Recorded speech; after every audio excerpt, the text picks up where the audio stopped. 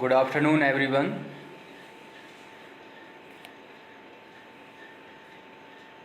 बोलो। आज का अपना टॉपिक है आर्टिकल, यूज़ ऑफ आर्टिकल, जिसमें हम पिछली क्लास में पढ़ चुके थे ए और एन का यूज़ कैसे किया जाता है, जो कि अपने इंडेफिनेट आर्टिकल के अंतर्गत आते हैं।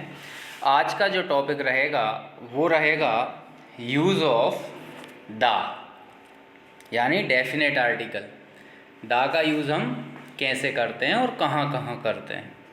वैसे तो इसका बहुत विस्तृत रूल्स होते हैं, बट सिंपली जो बेसिक्स क्लासों में यूज़ में लेते हैं हम, 10th हो, 12th हो, 8th हो, या आपका कोई सी भी क्लास हो, तो जो सिंपल रूल आते हैं वो हम इस क्लास में सीखने जा रहे हैं। तो सबसे पहली बार तो यही है कि दा हमारा एक डेफिनेट आर्टिकल होता है, जो कि बड़े स्तर से इंग्लिश ग्रामर में इसको हम प्रयोग में लाते हैं। दा का प्रयोग सामान्यतः हम निम्न स्थानों पर कर सकते हैं। बहुत सारे पॉइंट आते हैं जहां हम दा आर्टिकल का यूज़ करते हैं, जो कि आपको आगे दिखाई देंगे वीडियो में। जैसे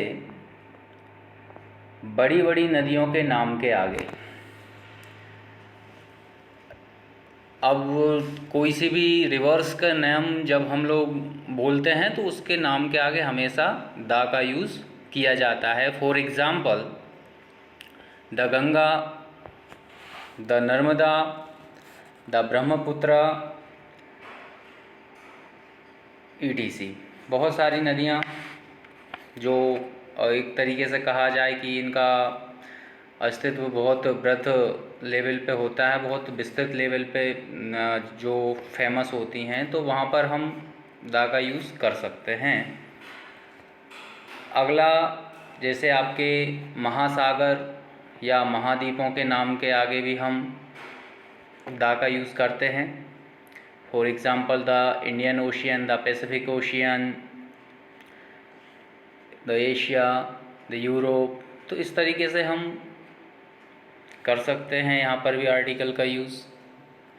नेक्स्ट है, जो नेचुरल ऑब्जेक्ट्स होते हैं, स्पेशली इनके अलावा कोई दूसरा नहीं होता, वहाँ पर भी हम दा का यूज़ करते हैं। For example, the sun, the moon, the earth.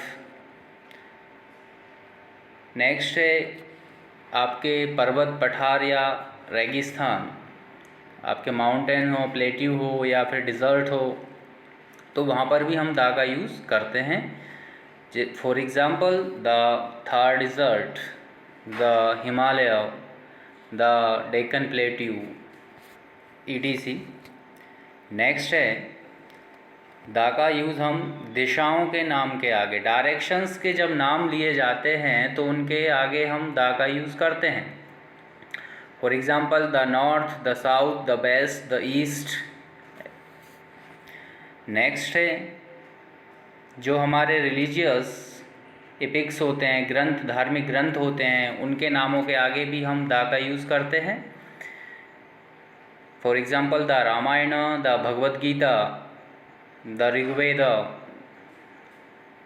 The Mahabharat, और भी बहुत सारे होते हैं। नेक्स्ट है सुपरलेटिव्स डिग्री। ये बहुत इम्पोर्टेंट होता है, जहाँ पर भी सेंटेंस के अंदर सुपरलेटिव डिग्रीज़ का हम यूज़ करते हैं, वहाँ उससे पहले हमें दा का यूज़ करना पड़ता है।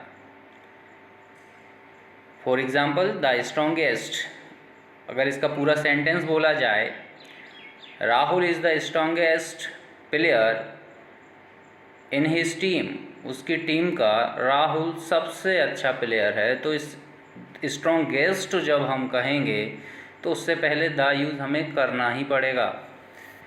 नेक्स्ट है, और एक एग्ज़ाम्पल देखें, एप्लीकेशन जब लिखा जाता है तो एड्रेस जब हम करते हैं किसी को, टू द प्रिंसिपल, प्रिंसिपल एक सुपरलेटिव अपने आप में होता है, तो उससे पहले हम दा का यूज़ करते हैं, टू द प्रिंसिपल।